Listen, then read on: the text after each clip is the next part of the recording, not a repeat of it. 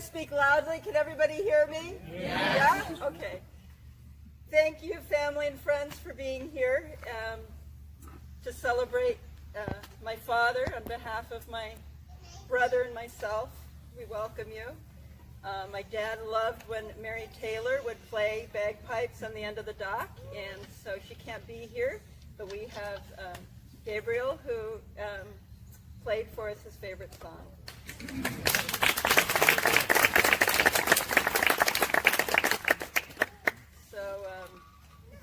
Anyway, we had his favorite food and his favorite drink. Presbyterian is over there, Canadian Club, and ginger ale, if anyone chooses to participate. Cheers to him. So we're here not in sadness, but in celebration of a wonderful life lived on his terms as he wanted. Comprised of many, many chapters and interests and collections of things. We celebrated this morning as a family, taking his ashes around Higgins Lake, looking for all the horrors beneath the surface of the water. We found pretty much all of them. He was helping guide us. So today, I heard so many of my dad's stories, but I know all of you have also heard stories that he would tell. He was a quintessential storyteller. I'm terrible, so he did not pass that on to me. He took care of that for the family.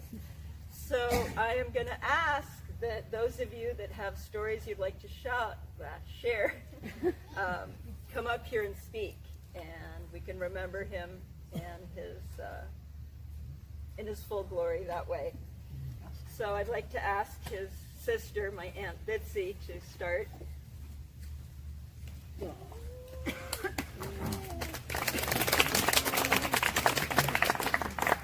Keep it clean. I'll try. Okay, I'm Bitsy. I'm his younger sister, his ever so much younger sister. And Mike was a teacher. Above all, he was a teacher. And he taught me so much my whole life. The one thing he did not teach me was how to speak in public. So I have notes. And I may get lost, but, whatever. Anyway,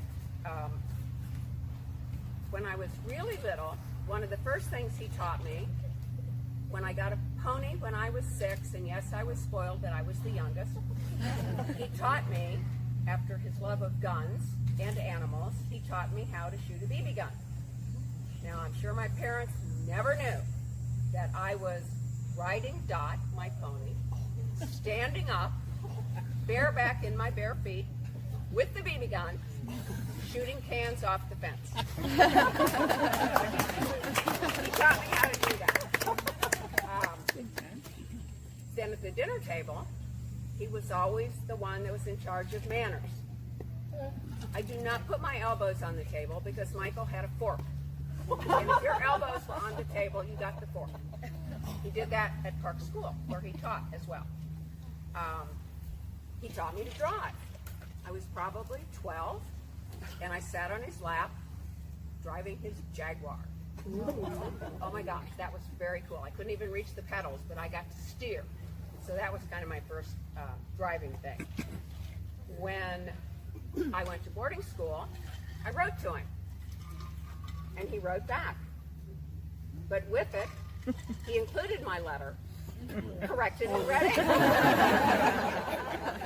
Therefore, I have a love of grammar. I mean, he learned that from our mother, who was also a teacher.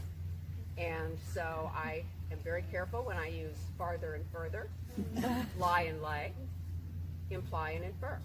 But I know those now because of Mike. He taught me all about the lake. Not only all the horrors of the lake, he taught me how to make and smoke pine needle cigarettes. So he taught me a lot of things about the lake.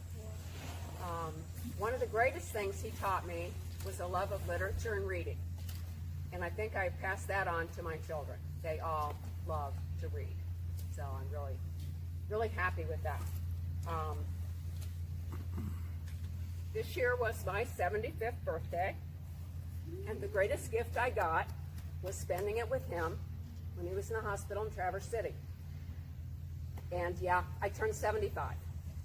But he reminded me in the hospital of what I did to him when he turned 25. He said, I remember that. You came in and jumped on the bed in the morning and said, ha ha, you're a quarter of a century old. And so he said, ha ha, you're 3/4 of a century old. So that was great. Like I said, he was a teacher of English, he was a teacher of literature, he was a teacher of many things. And Yeats was his favorite poet, but with apologies to William Shakespeare, I would like to do 4 lines from Hamlet that I've changed a little bit. Now cracks a noble heart. Good night, sweet prince. May wings of eagles fly thee to thy rest.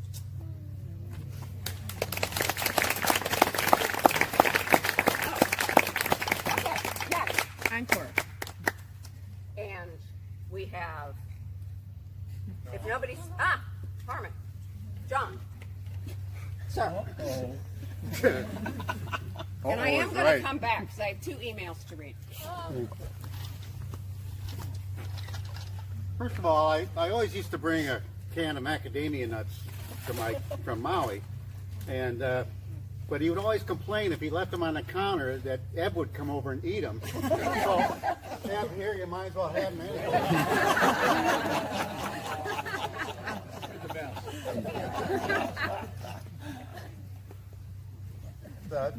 We've all got so many stories about Mike, and one seems to stick out in my head, and I don't know why.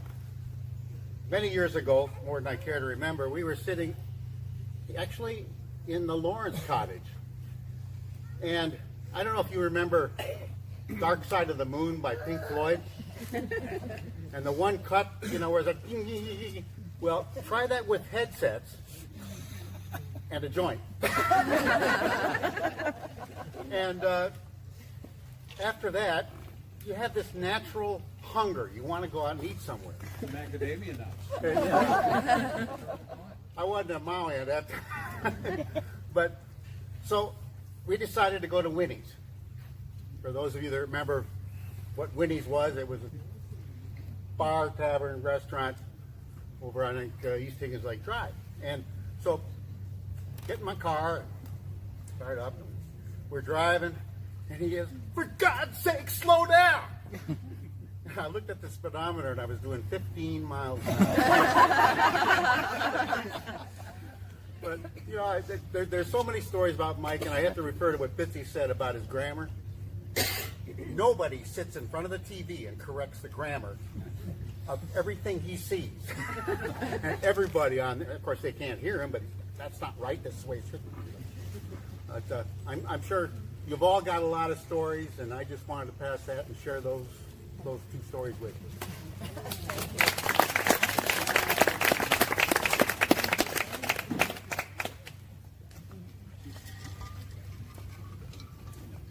Don't be shy. Not me.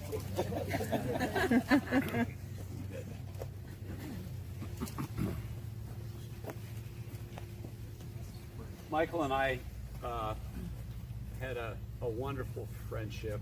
We had a mutual love of language and things that go fast.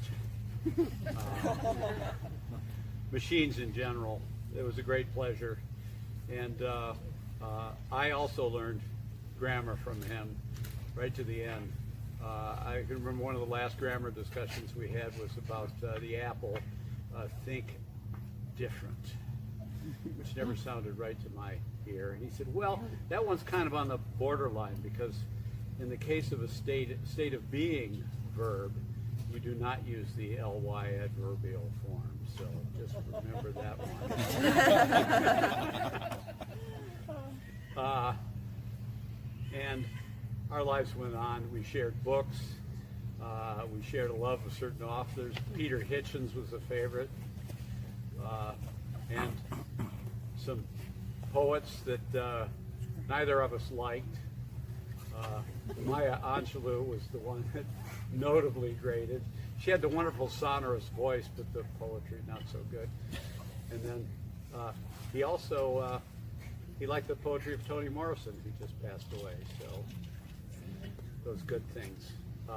I would like to share Michael's favorite poem, W.B. Yeats, The Lake Isle of Innisfree.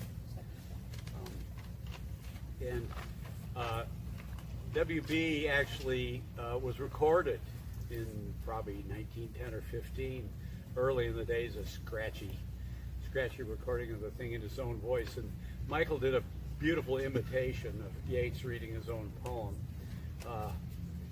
So, I will arise and go now, and go to Innisfree, and a small cabin built there of clay and wattles made. 9 bean rows will I have there, a hive for the honey mead, and live alone in the bee-loud glade.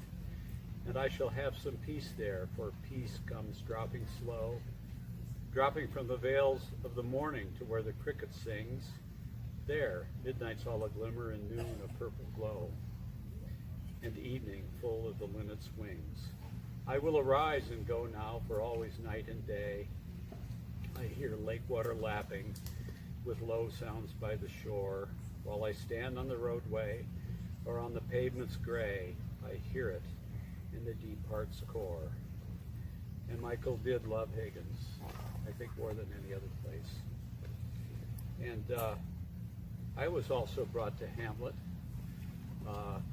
Hamlet was a student returning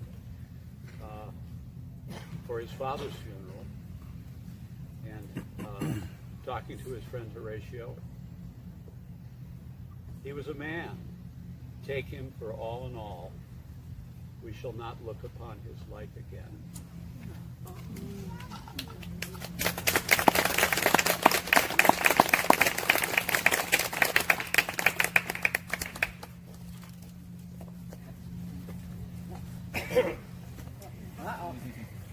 A man without interests, a man without opinions, a man without a hobby. That was not Michael Taggart. I mean, from Ducatis to Yeats, this man was a true character. I mean, a great character study, I thought. Speak up. We've waited a lifetime to see that. Deaf people love me. If I go any louder, they'll leave. We're going to leave, that's for certain. Get the hook. He was an extraordinary human being. He was a study in contrast. He was the ultimate rebel, and yet he was everything he rebelled against. He was an iconoclast, and he was a traditionalist. I mean, they were always going, in these two forces. They made him so interesting.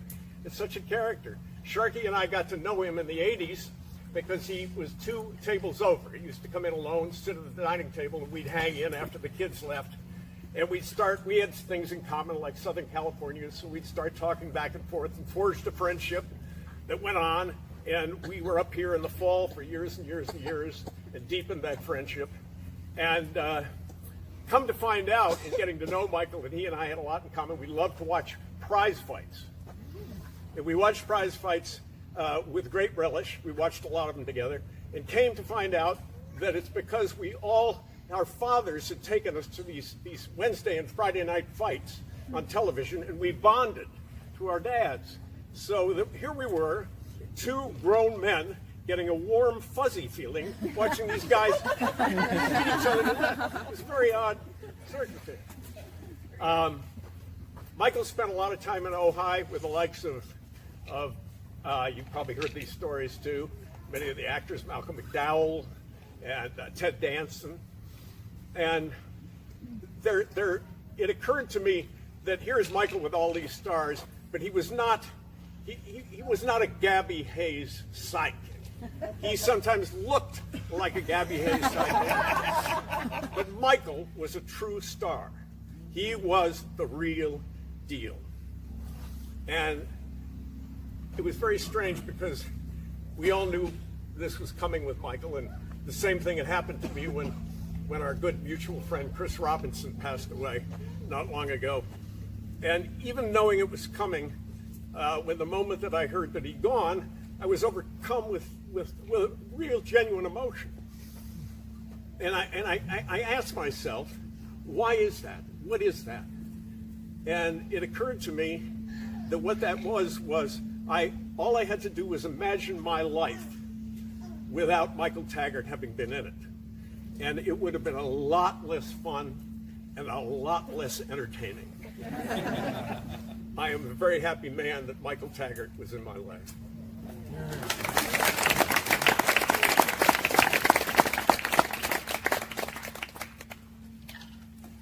Some of you may remember me from the Pinewoods Dining Hall. I'm Sarah Elmero. And my Mike Taggart story is actually my first experience meeting him and one of my top 10 favorite stories. I am many things, but I am not a speller. And I do not know why Kathy chose me to write the menu at this lunch, but I did. And in walks Taggart. And he goes straight to piggyback off the grammar thing. He goes straight to the board, grabs a red pen, corrects everything I did. And I sat there. I could either hate this man or I could love this man. Luckily, I chose to love him. And within that formed this amazing friendship. And I'm so grateful to him because I learned from that there's always a reason why people do what they do. And if you just look beyond that, you could have an amazing friendship, like I did with Mike. Thank you.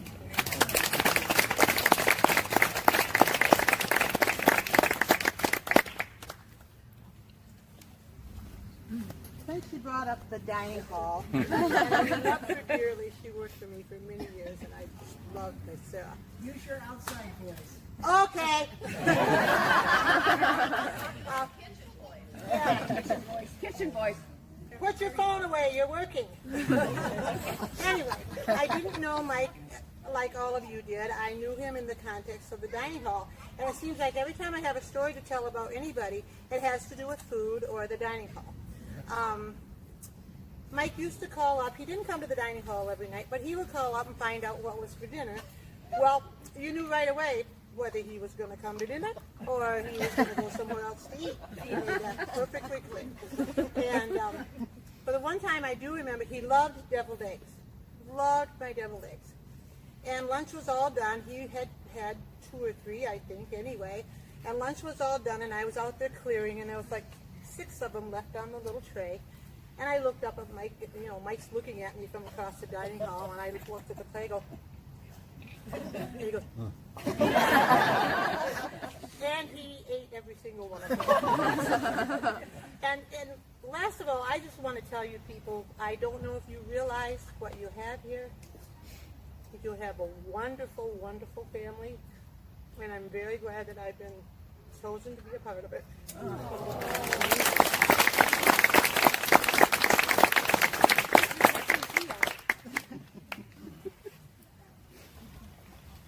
Well, all right. Look, since Harmon already spilled the beans about the joint, I think it's okay to tell the story. I don't know what year I started coming up here, but I was like 10. First time I met Michael Taggart, he was naked. Running down the back stairs the stairs of Forest Lodge as I was coming out. Pardon me? Oh, I'm Susan Fitzsimmons. Oh, of course. It was traumatic, I'm sure, for both of us. At least one of us probably healed from it. There were some raccoons like tearing through the trash cans, and it was really strange because he just came running down, and I came running out of the bedroom, and here was this naked man, and he kind of shushed the raccoons away, and then looked at me and said, "Sorry," and ran back upstairs. I mean, it seemed super appropriate to me at the time because it's like, well, you sleep naked, I guess that's your thing. And I don't think we ever talked about it, and I'm pretty sure I never shared it with any of my family. It's our little secret, but it did change me for life.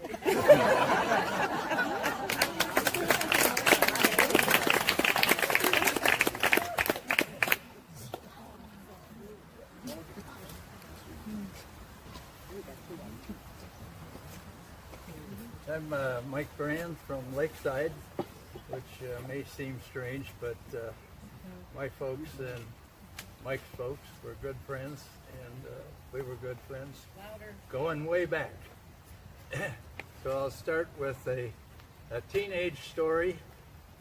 And this occurred in the summer house down below. Bitsy, cover your ears. Mike had invited a girl to come visit him, and we had some other girls, and there was a lot of rambunctious stuff going on.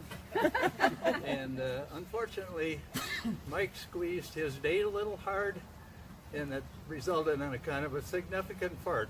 She was so embarrassed she left the next day.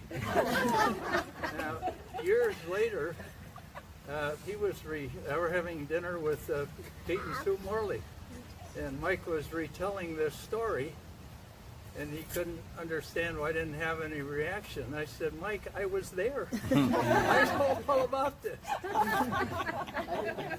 If we go on a few years, we both played baseball for Cottage Grove and me for Lakeside.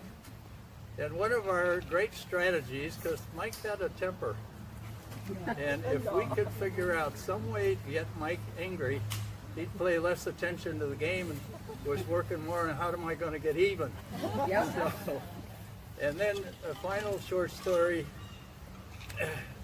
I'd heard that Mike was a really significant poetry teacher. So Gail and I said, Mike, would you spend some time with us talking about poetry? We said, old people can't learn anything. So using Sharky, we set up a dinner where we trapped him, where he had to agree. So he came down to the house, and as you would guess, he used Yeats' Second Coming for us to talk about. And what he discovered was that old people know a lot. A typical college student doesn't know his ass from second base. They don't have any experience. People our age have had all kinds of experiences, so the words really mean something. And I would have to say, I visited Mike twice, but I was too late just to let him know how much I appreciate it. He taught us a love of poetry, and I'm forever grateful.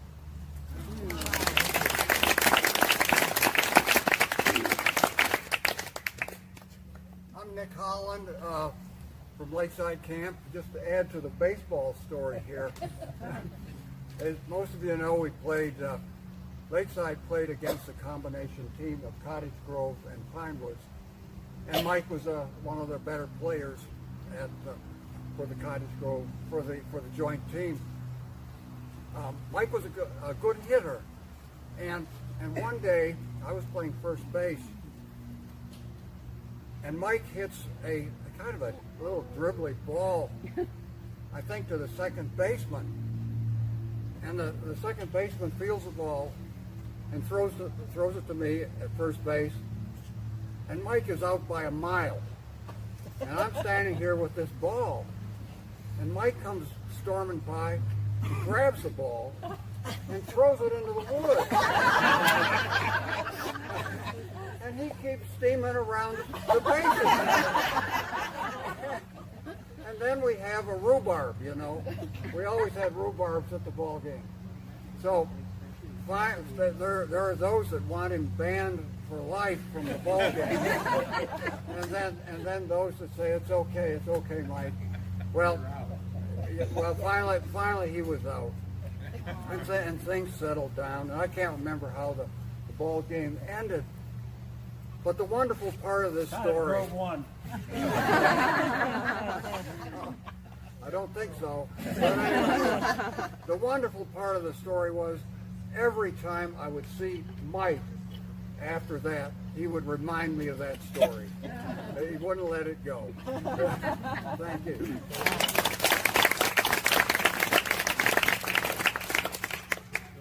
For those of you who do not know me, my name is Nick Dewey. And your voice is louder than that, Nicky. Is it really? Yes, you Okay. All right. Well, Mike, I'm just going to talk to you for a minute. One thing that I know is that you would never miss this gathering under any set of circumstances. The other thing is that I know is that you wouldn't want anybody here to know that you were looking in on this group. But I saw you peeking over the top of Uncle Ed's cottage here just a little while ago.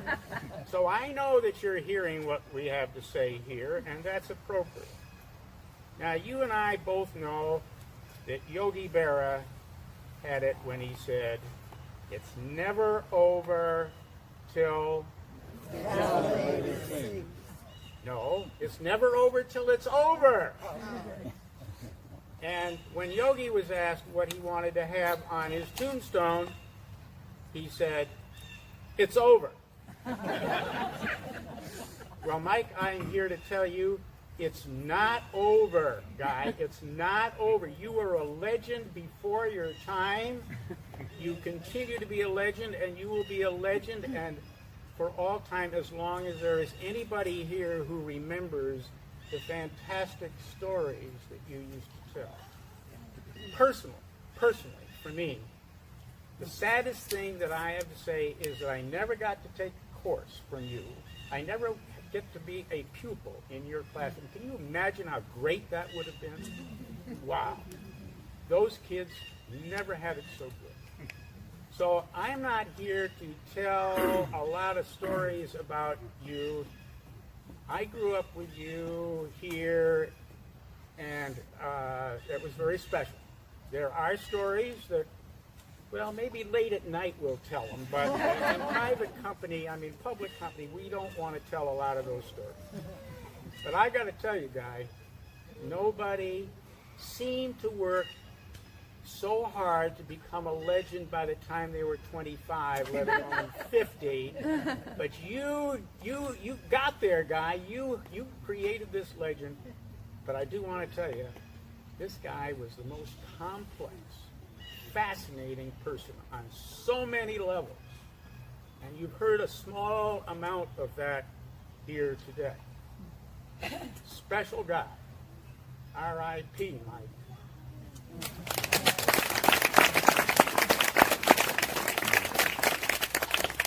It takes a brave person to follow Nicky Dewey anywhere. But Nick, you brought up something, and I have an answer for you. One of my good friends in high school went up to Ball State when Mike was teaching up there and had him for freshman English.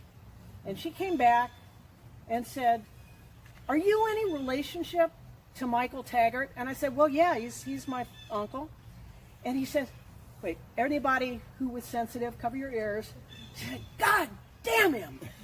And I said, "What happened?" She said, "That, I'll skip that word, gave me an F on my first paper. I've never had an F in my life." And she went on and on. I said, "Did you deserve it?" And she said, "Yeah." So that's what it would have been like to be one of my Yeah. So Madeline, by the way, I'm Lacey Taggart. I'm Mike's oldest niece. Ooh, there we go. I had to think through that one. My middle daughter, my middle child, couldn't make it today. Her plane broke on the tarmac in Albany, and she's pretty devastated. She had a story she wanted me to tell. So this comes from Madeline.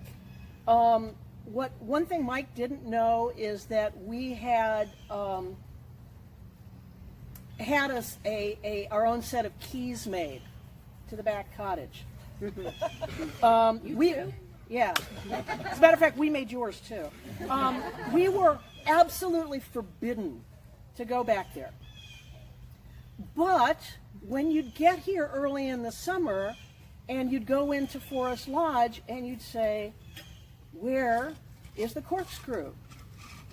Where's my blanket? Where are the beach towels?" And so we would sneak back and open our way in. And so Madeline was with me. She was maybe 15. She idolized Mike, as I did when I was her age. He had my back. Harmon, you told it. I'm not going to tell my joint story. But he had my back with my parents.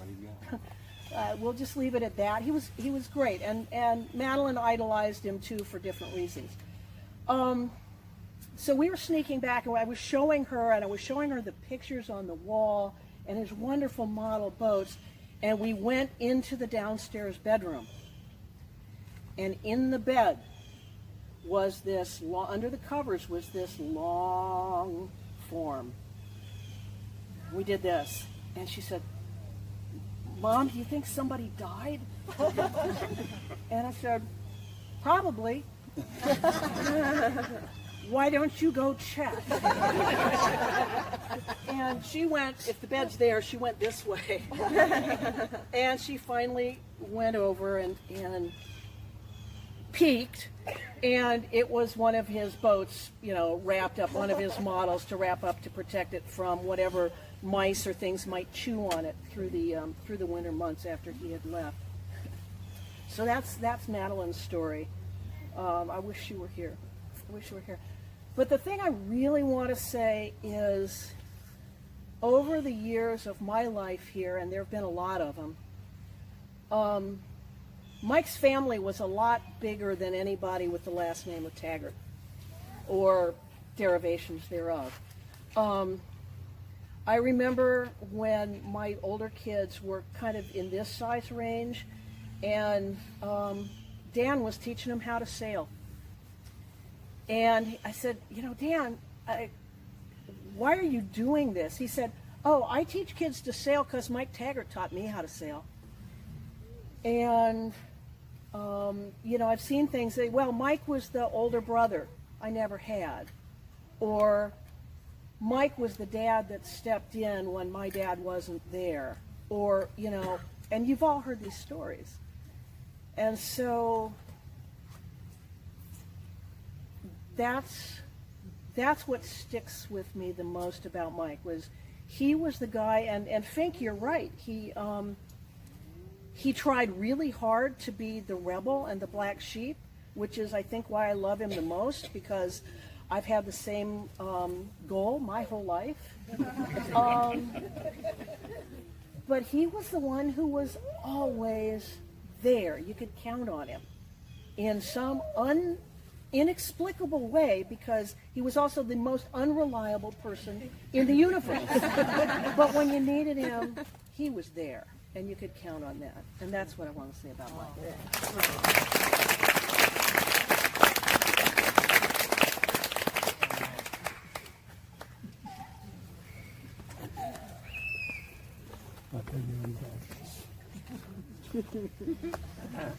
My name is Randy Almerell. I'm from Cottage Grove. I played baseball with Mike for 23 years. You can't hear anyway.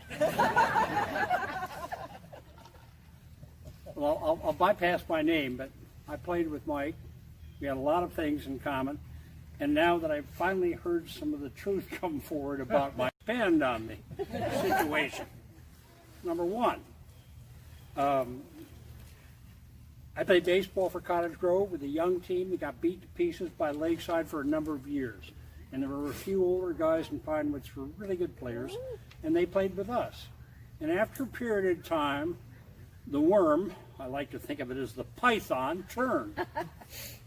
And we did better, but it was a long, long thing. And we made lifelong friends doing this. And Spider was what we called him, because David Kessel named him Spider.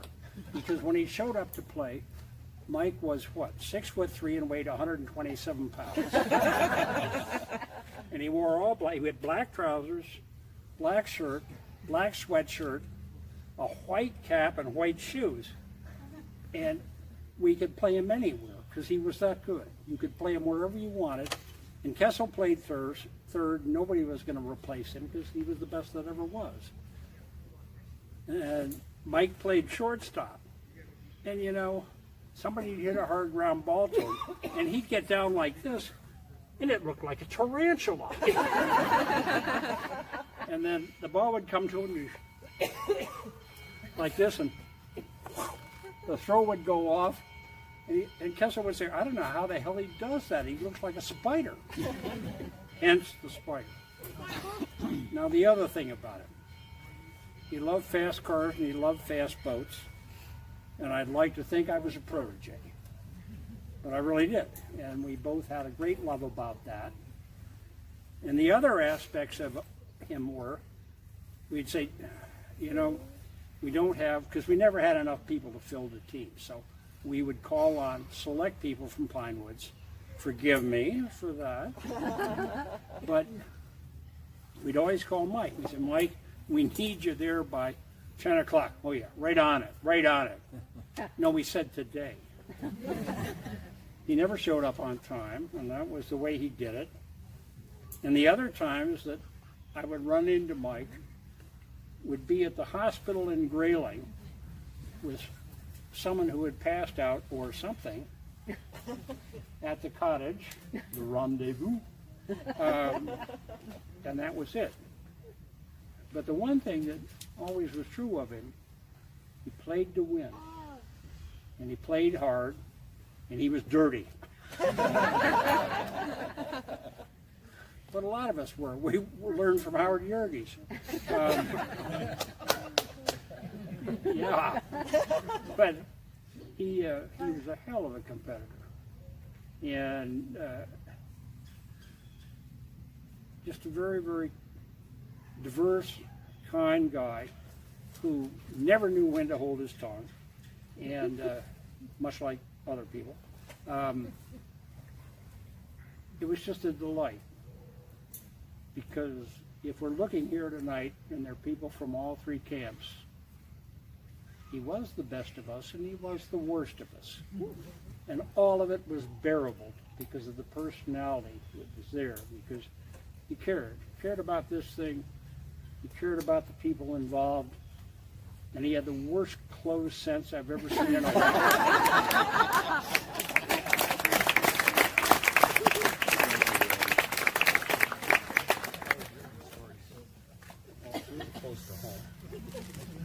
All right, I'm going to really try not to cry. Hi, everybody. My name is Alyssa. I'm Ann's daughter, Michael's cousin. And Michael was my favorite person in the world. And when he was sick, when he was dying, I told him that one day, you know, in a moment of lucidity, and he said, "Ooh, ooh, I like that."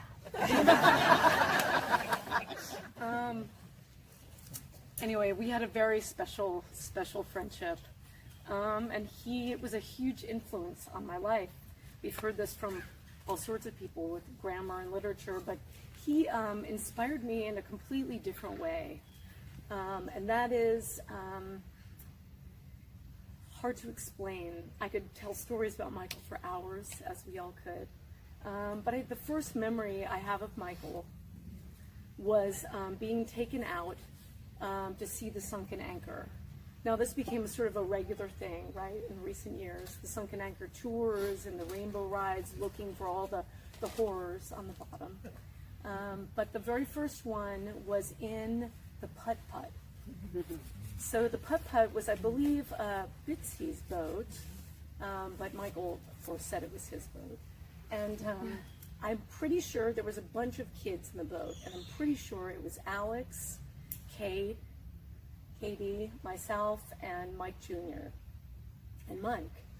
And he said, now we got to go out, you know, at dusk. It's got to be almost dark, you know, it's the only time we can really go. And we were all like, okay. And he's like, you know, everybody bring a flashlight. And we were all like, okay. So we go out, we're putting along in the rowboat, cruising along. And, you know, it's really getting dark. And he's like, okay, got the flashlights ready. Shine them in the water. Ready? You know, so we're shining him off the edge of the boat. And he shines it right on the Sunken Anchor. And he goes, and, you know, we're all like, I must have been like 6 years old. And I was like,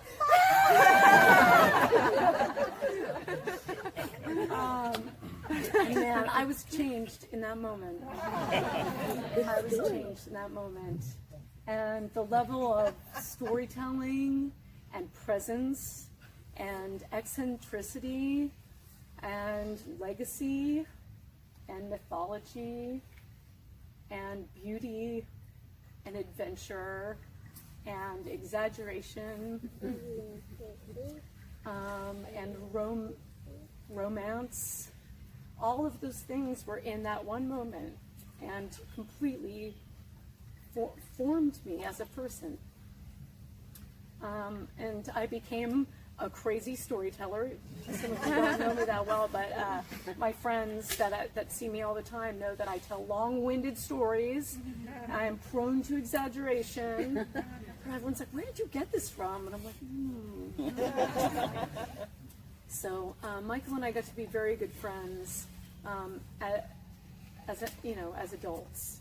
And we had a lot in common. I loved old cars and wooden boats and whiskey and tennis, and we would hang out, and he was skeptical, because I'm like part of the family, he's like, because really, part of his skepticism, that one thing that no one's really mentioned is that Mike was actually shy. He was a very shy person and a romantic, and a lot of his braggadocio was to protect and guard all things beautiful and sacred. So we used to drive around, and I'd be here after, at the end of the season, and sometimes we'd go look. He's like, I heard there's a bunch of old cars and this mechanics, and I was like, cool, let's go. And so we'd go and check it out, and he's like, man, I was like, I wish there was a diner around here. And he's like, oh, is there ever? I'm going to take you to the coolest place. And we'd go, and he'd be like, you know what? And I was like, what? And he says, you're the coolest chick ever.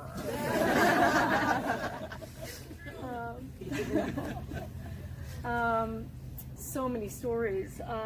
One night, very recently, about 2 years ago, we had a late night down at the pavilion. And, it was started out 8 of us, going to bed. My mom went to bed, everyone, and Michael looked at me, he's like, you're not going to bed, are you? And I was like, hell no. And he's like, that's what I thought. And he's like, look at him dropping like flies, chickens, Anyway, Michael and I ended up drinking bourbon until about 4 o'clock in the morning. And, we walked up here, and, this was recently. And of course he had his motorbike parked here. And I said, Michael, why don't you let me give you a ride back? And he was like, oh, hell with that, I'm fine, And I was like, really, And he's like, maybe I need help with one thing. And I was like, what's that? And he's like, man, can you get the kill switch on this thing? Because these cataracts, I can't see a fucking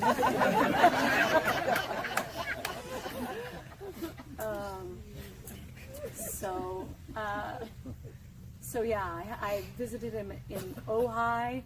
I remember once I stopped by, I was on a date with a commercial producer from Los Angeles, and this guy was a real just piece of work. And Michael immediately hated him, and this guy walked in, and Michael was like, I gotta talk to you over here. Pulls me aside, and he goes, are you serious about this guy? And I was like, no, it's just like a weekend thing. I don't really know him that well. And he's like, oh, thank God, man. Then I don't have to worry about it. And I was like, no. And he's like, because he's not worthy. People that were important to him were very important to him. And it wasn't something he expressed very easily. But he really loved this place, his family, his kids, his boats, his cars. But, all of those were extensions of the things, the values that he saw fading away in the world, and he wanted to frantically collect them and gather them all and protect them, right? I'm really privileged and grateful to have had him in my life for so long, and to have influenced me so deeply.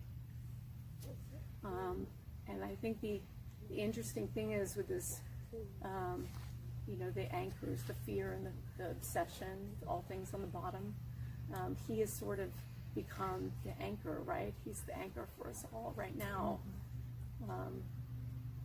Slightly intimidating, enigmatic, hard to find, hard to pin down, but always very, very special and beautiful. So I'm really glad we're all here. Michael, look at us all here talking about you. Love it. Thank you.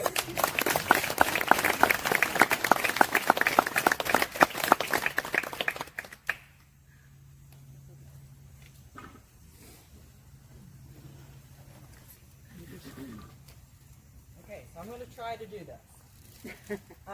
So how I met Michael Taggart, I'm Erica Blair. Some baker to a lot of you, I'm sure. So I met Michael because of my brother Billy. They were an odd couple of friends. My brother, I don't even know how young he was when they met. I have no idea how they met, but Michael had the coolest toys, and Billy wanted to play with them. And that's how that started. And Michael, I think, was just really happy that somebody else was as excited about his toys as he was, and that was also young enough and able enough to play with them as their relationship grew.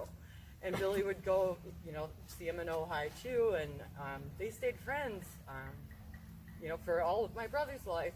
And so I said, I'll get through this. But they did have a very good, very close relationship, and it was just an amazing thing to watch these two very separate human beings share their love of everything fast, everything with a motor. And I'm sure, who knows what those two shared, because they said it. But I'm blessed that through that I got to meet Michael as well, and we became friends then too. And because he was an amazing person, we all know what an amazing person was. And one thing that I found was how much he loved to give back. Just a few years back, we were talking about grailing, because I've done a lot of work in grailing, and that he, was going to make a donation. He's like, I just want the people of grailing, and make sure they know this, Erica, just make sure that they know that I give a shit about them. And I said, okay, Michael, I'll do that. I'll make sure that they know. Because he did. He wanted to support the community and support the people here, even though they didn't know who he was. That wasn't the important part so much. But he did care about people very deeply. He cared about, and I'm sure everyone that's sitting here now, and just a lot of people that aren't anymore. I can tell you a lot of ridiculous stories about Michael too, I'm sure. When he first bought the house down on, the Wicks old house here, I went over there and I said, he was trying to show me around the house, and I said, Michael, I'm pretty familiar with this house because I used to, help them take care of it. I said, I actually wanted to buy this house myself. And he goes, oh, well, you could just marry me then. I said, Michael, that's going to piss a whole lot of people off. I don't think that's a very good plan. He goes, well, the offer's out there. But he just, he was, for as sage as he was, he always had this childlike wonder and just joy and love of life that you could see just shining through his eyes all the time. And that's one of the things that I love about him. That's what I want to share.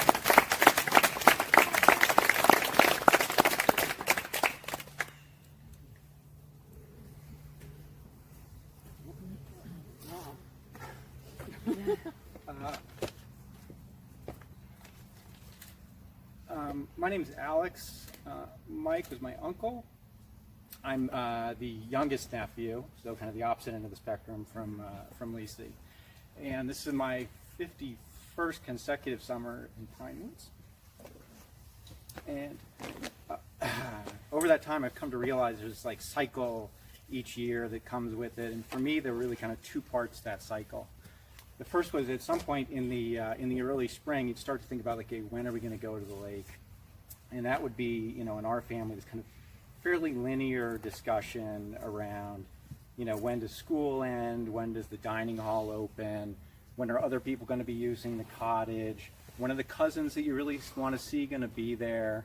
And you'd go through all that, and you'd set a date, and then we would arrive on that date. Pretty straightforward.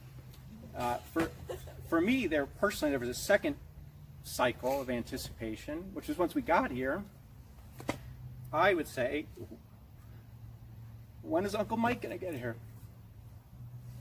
That was always the question. And that was a decidedly non-linear situation because he too, had the school calendar, when he finished teaching. And then he would begin his drive from Ojai to Higgins. And it would take him weeks or months. You never really knew. But he would pick a date of arrival, and then he would not arrive on that because there was some place to stop, some sight to see, some diner in which to eat, some boat show to go to, the Grand Canyon, who knows? It was always something. Including years I remember, he would inexplicably stop in Gaylord for 3 days before he got here. But the man could make an entrance, and so for me personally, it was always a joy when he arrived. And he often, he had some motorized toy with him. Sometimes he always had stories to share that we've been talking about. All of the stories were true. Some of them were new. Some of them were old. The old ones, were slightly different than the last time he had told them. They were improved, but they were always true. That was an important part of it. And I was thinking, what do I most appreciate? And it was really that, he didn't have to be the center of the story. He enjoyed the telling of the story. He didn't want to be the center of attention. But in the end, I think he'd be pleased to see this collection of people sharing stories about him and how much he means to all of us. And so, I was here a month ago with my family, and as soon as we arrived, I asked my mom, when's Uncle Mike going to get here? And I missed him by a day. And, in some ways, that's fitting.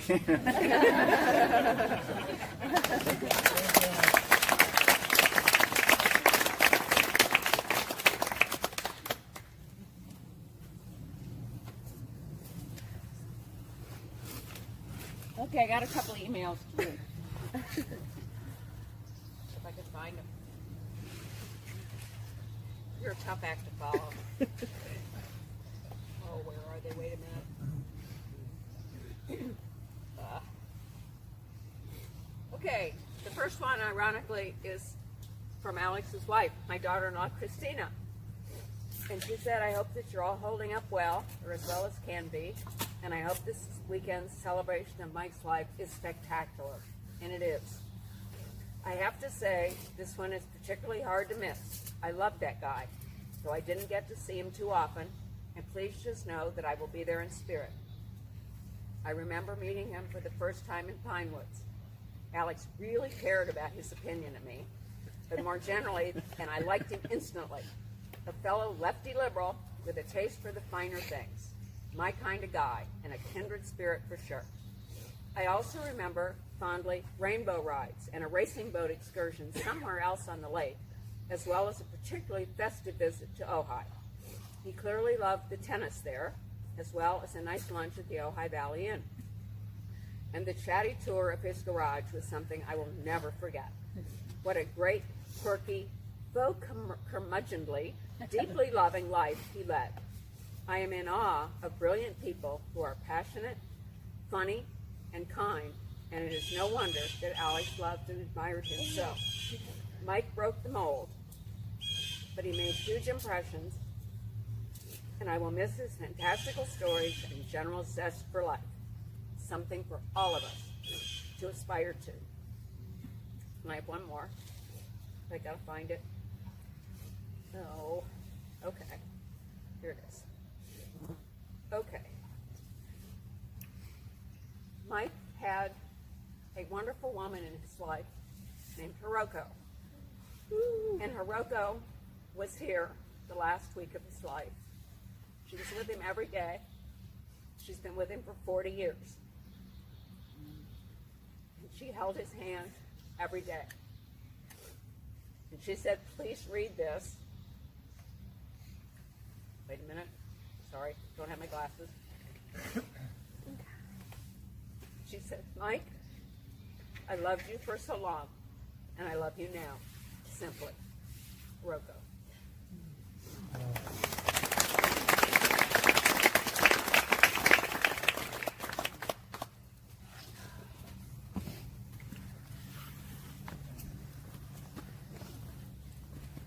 I've been sitting a little too long, but I'll get better. Well, for me, the story started in the late 50s. My first two friends in Pinewoods were Mike Taggart and Steve Klein. Trouble. I consider that was a lucky kind of trouble. And my first experiences when I still wasn't an adult was getting taken out to Parachaney with a group, you know, frightening the girls. And also hearing a story from Mike, and I won't repeat the name of the person, but a story from an earlier time when some unfortunate young man from Lakeside took his father's Cadillac out there and broke the axle on the way. And I've never tried too hard to verify the whole story, but apparently it was pretty accurate. So somehow, and they abandoned him out there, so here he is in one of those trails. And they managed to, somehow, the perpetrator and the friend of his managed to get the car to Grayling, say that a friend was called away due to a family emergency and had to borrow the car and get it repaired. And they got it repaired, and supposedly the family never knew what had happened. So 40, 50, maybe 60 years of adventures now, everything everyone else has said, I agree with. And it's wonderful to have friends, Mike, and also Mike Buell, and Ned Wicks, who all made me feel comfortable wanting to go to places just because they were there. And also experiencing all the other aspects of Michael you've already talked about. So I remember one time when we were going out to the Cannon Creek swamps, and we ran into a group of friends, and so we stopped and they asked where we were going, and I said out in the swamps. And they said, why? And that continues to this day. I just looked at the first picture I ever shot out there in 1963, before I ever went out there with Michael. One October day, the first time I'd ever been here late in October, I just started driving out. In those days, you got into the woods right from, you know, the old road, Old 27. So I'm driving over these beautiful trails of red leaves and yellow leaves, and I came to a place with a beautiful backwater and a strange structure, which I didn't see again for about 15 years when I started spending a lot of time up here. But in the interim period, some things that were particularly important in our family life, meaning Gundi and then later Patrick, I'll digress a little bit. I met Francisca the first night she was ever here.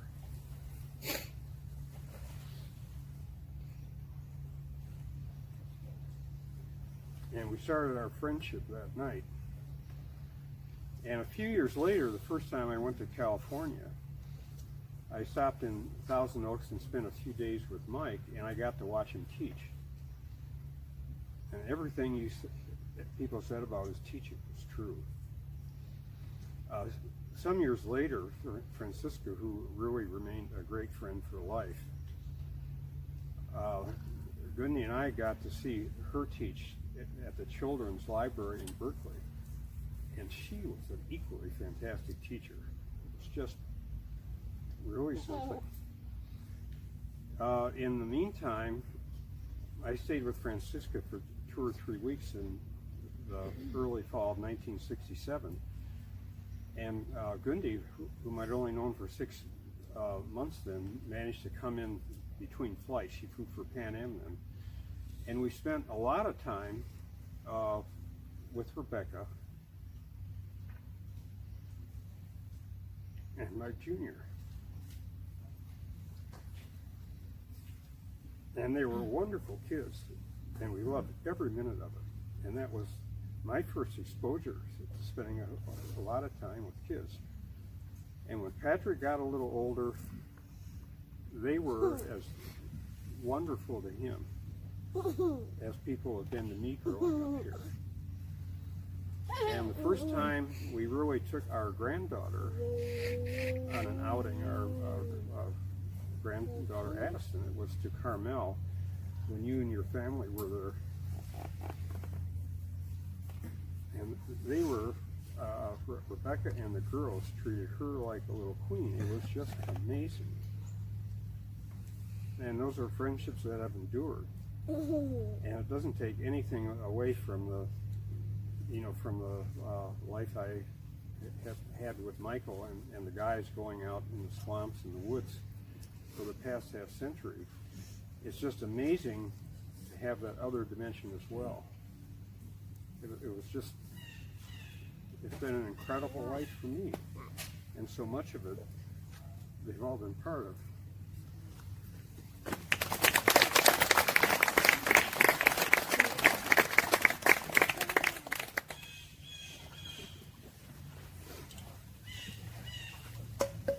Chris Mundy, the son of Libby Mundy, Mona Pochelon, Taggart, and the first thing I'd like to say is just out of the respect of the Taggart name, what it means to this lake and this community.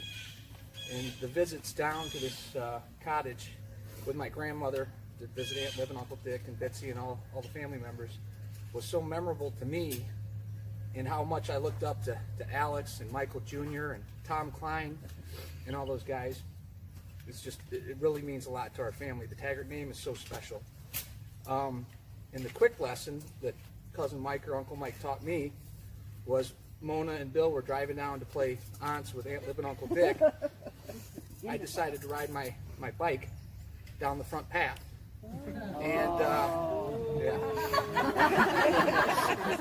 it's a quick and easy lesson. And I thought I'd race them and beat them, and so I parked the bike and come inside and eat gumdrops and watch them and reminisce and look at photos. And I come out to go home, and the bike's gone. I can't find it. And they said, well, Mike Taggart threw it down the front ridge. So he took it and he said, I'm going to teach him a lesson. And he threw my bike down the front ridge. And I got it. I rode the back road home. And that's my story about Michael Taggart.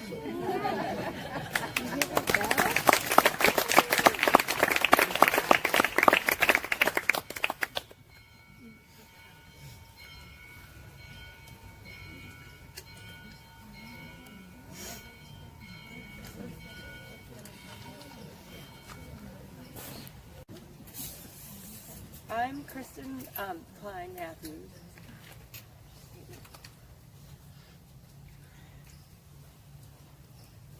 You can do it.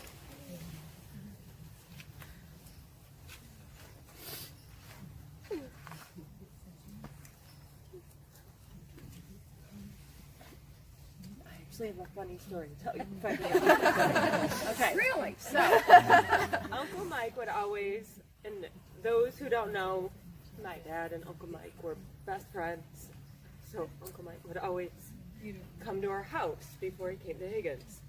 So we lived in Torch Lake, which is only 45 minutes away.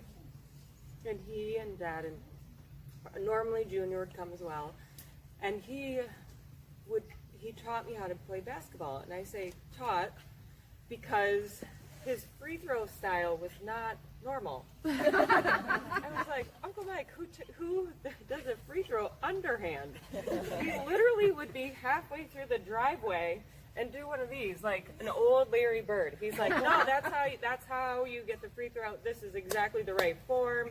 And he really believed that that was like the right way to play basketball. I'm like, Uncle Mike, that is not the right way. But he, in true form, he really believed that that was the way to do it. But then the other part of the funny story is the way that him and my dad would watch baseball. They were very passionate baseball fans. And when I say very passionate, they were yelling at the TV screen at every single game. If someone dropped the ball, Uncle Mike would be like, he's fired, he's fired. I'm like, what's happening? He's like, no, he should have got that, poor form, like yelling at the screen. I'm like, what is it? So the passion behind Uncle Mike and my dad, both yelling at the screen, both watching baseball, was how I became a true fan of playing baseball. And it was how I started my love for softball and learning not just how to play it, but also the passion behind it. And it was probably one of the first times that I kind of looked at Uncle Mike differently, and just, him and Dad and the passions that, and I know I'm rambling, but. So did he. What's that? So did he. I know. He did. And actually, I learned a lot of things now that I'm older, I realize I get it from him. It's very funny when I think of things like that. So going back to the baseball thing, him and Dad would always yell at the screen. So whenever someone hit a home run, Uncle Mike would say, bat, bat, bat, bat, bat, bat. And then I would start repeating it. And then they would start asking me to say it when there was a home run. And then I would say to other people, and they're like, what are you talking, what is this bad, bad, bad thing? But he did it every time he was passionate about something. And it was this love and passion behind things that I really took to heart, and what I grew to understand. And it wasn't just Higgins, like it was, he would come to visit us every single summer. And let me get through it.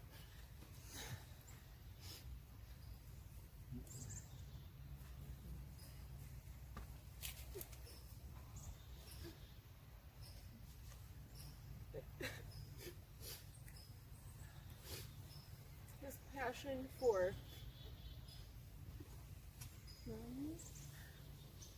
my brother died. After our dad died was something that I will never take for granted. He and I would talk about anything for hours. I would call him, and it would literally start from like, hey, what's going on, to like, how to get into like this liberal conversation, like, where is this going? And then he'll give me a life lesson about how to vote that year, or like a life lesson of like, what do I, like real estate, or like, it would just be like every subject under the sun, and I felt like I just went to college like in 30 minutes. And but the conversations, I appreciate him more than he will ever understand, because I thought about it the other day. He was not Dad for 29 years.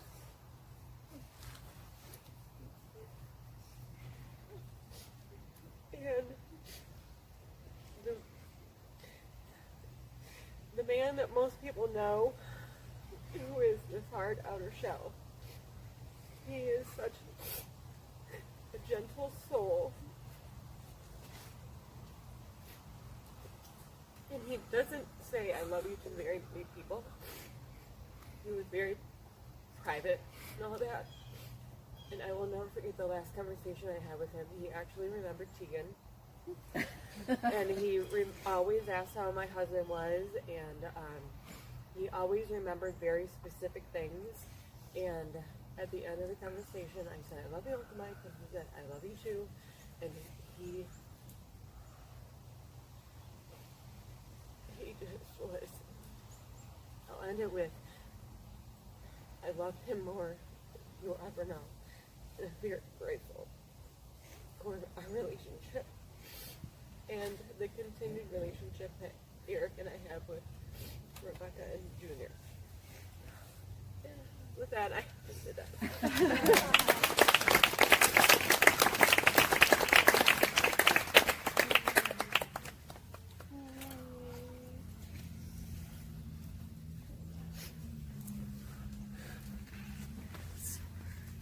He's back.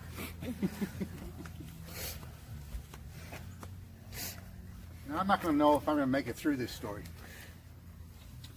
but back in about 1995, Mike and I and Chris Robinson were having dinner over at Medwick's, Cordy's, and the sliding door there after dinner, there was this little kitten. Oh boy. And we finished dinner, and this little kitten was following us home. And, well, I couldn't take the kitten because I lived in Hawaii, and Chris in Canada couldn't take it. Well, Mike says, well, I'll just take her to the vet, get her shots, and then I'll be done with her. Well, we all know he wasn't done with her. And Bud and Chris and I and Mike never forget that day. Just shows you what a kind, sweet, and wonderful man he was.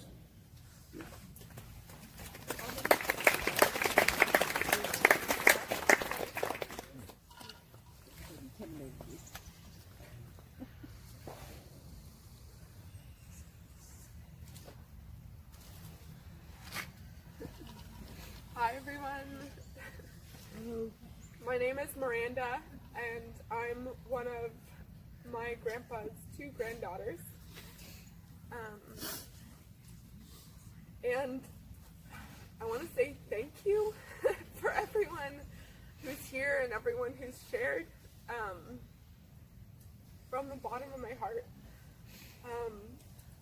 Yeah, this is so special. Yeah. And such a reflection of my grandfather's heart. Yeah. So,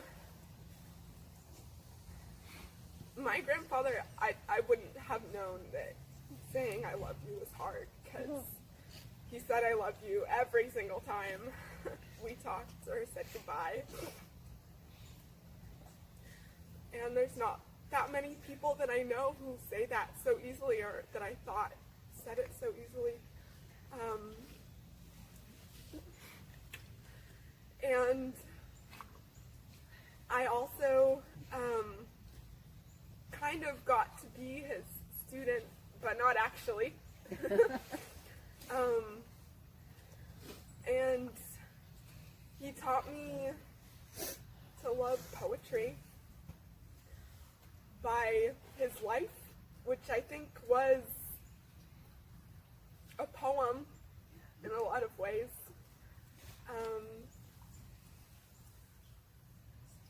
Yeah, and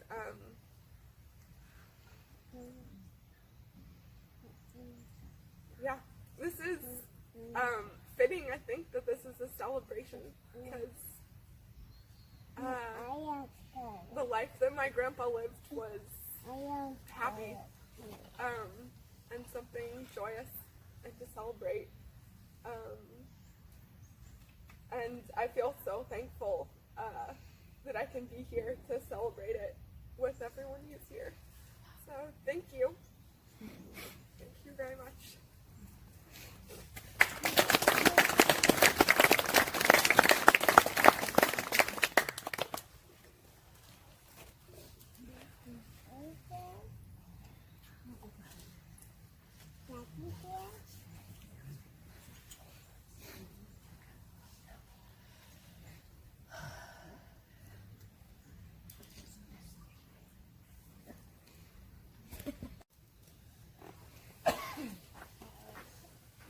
I'm John Elliott, Lacey's husband, and therefore a married in, as I was reminded this morning by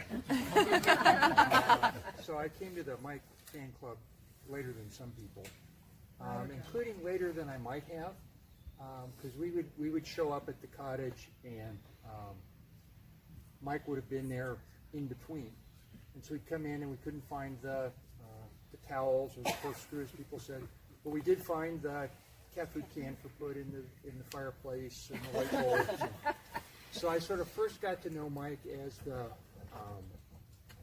sort of what's yours is mine side, and I come from a family of fishermen and storytellers too, so that was fine, but it just felt like in the space. And then at one point, my son Max, when he was about 10, like everybody, like all kids, worship Mike. And Mike said, "Hey, have you ever ridden a motorcycle?" I said, "No." And so 15 minutes later, there was Max on some more of a motorbike than a motorcycle, that came ripping down the pathway and bam, right into a tree and trashed whatever this, heirloom, wonderful collected motorcycle thing Mike had.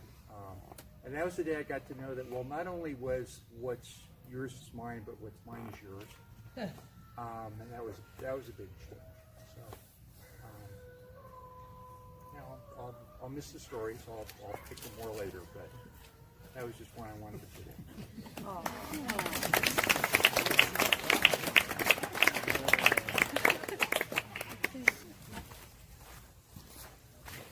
I'm Lynn Taggart, also a niece, and I should have a bucket and have somebody pick out which story I should tell. My husband Kurt could not be here, but he said, "Please tell a story." So in 1982 and 3, we were living in Los Angeles and went up to see Uncle Mike. And Mike's a tennis player, and Kurt was a tennis player, pretty good. And Mike had started telling stories about this nephew of his that was coming. He may have said the word Wimbledon.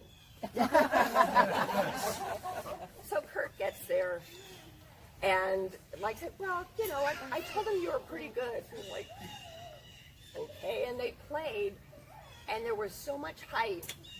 I think Kurt double faulted like 6 times. But then we went out,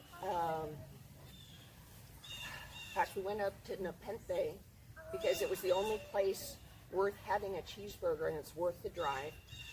And first Negra Modelo, and let's see, I don't think anybody needs to cover their ears, but he let us stay together in the camper of his truck, in the garage. Not in the house, in the garage. Which maybe that's where he keeps treasured things. But my dad Sandy told a lot of stories about Mike, and Mike told a lot of stories about Sandy, and often they were the same. And they were both good storytellers. So Mike, being 6 years younger, had some parental protections, and Sandy was not allowed to hit Mike. Well, as Bitsy said, Mike was really good with a BB gun. And there was his brother. So he shot him in the behind. And Sandy, being 6 years older, took off after him, and Mike said, "Oh, he's not going to hit me, but man, it's going to be bad, whatever it is." So went in, jumped in the bed, and I think maybe he had one area sticking up. Dad couldn't hit him, but he put his hands behind his back and bit him. That is one of the stories that the details were exactly the same when Sandy or Mike. But there was a lot of love, generations and generations, and it's been a wonderful privilege to know him once upon a time in California, once upon a time in Indianapolis, once upon a time in Muncie, and Higgins time here. Eternal And I was lucky enough to be with him in early days and middle days and later days, his and mine. And I'm deeply grateful. Thank you.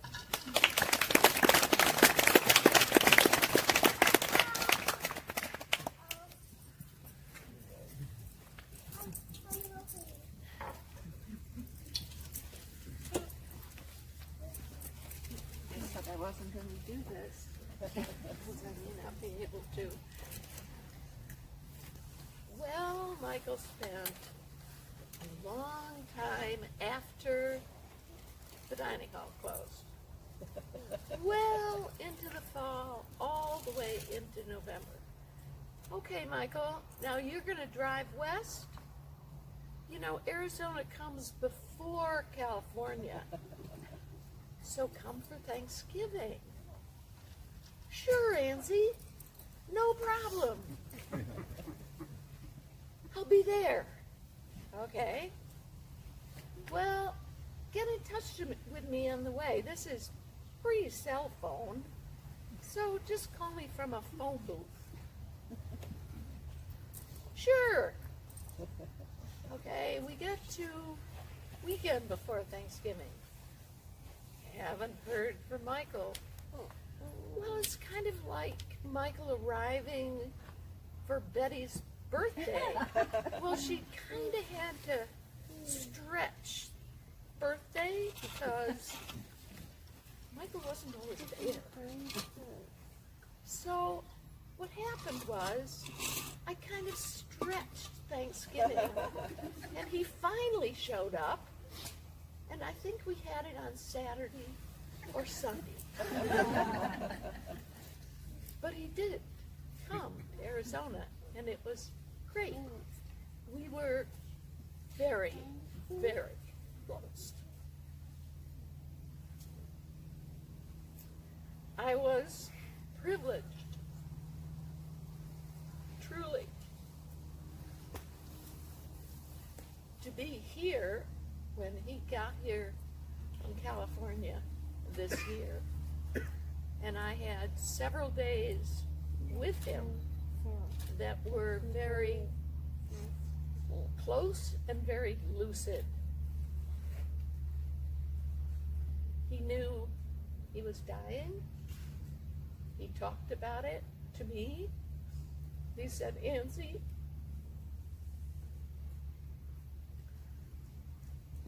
I'm home. This is my home.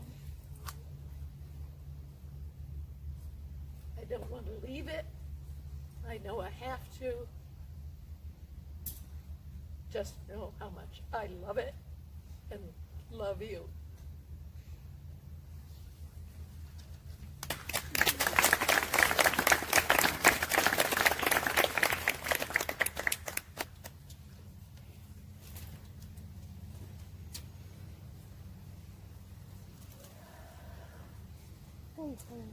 Would anybody else like to speak?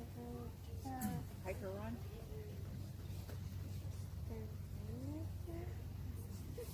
Hiker? Pardon? Hiker run? Hiker run.